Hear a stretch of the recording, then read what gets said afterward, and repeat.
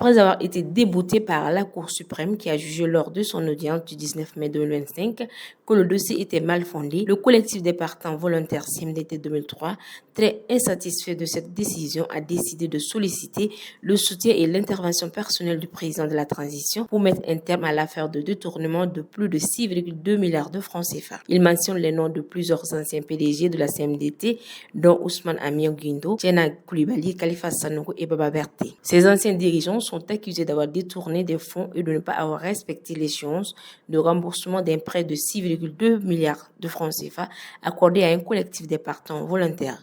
Ce collectif est constitué d'environ 592 agents. En réaction au verdict de la Cour suprême, le représentant du collectif, Issa Traoré, a annoncé qu'ils allaient saisir le président de la transition, le général d'armée Assimi Goïta, pour lui exposer les détails et enjeux de cette affaire.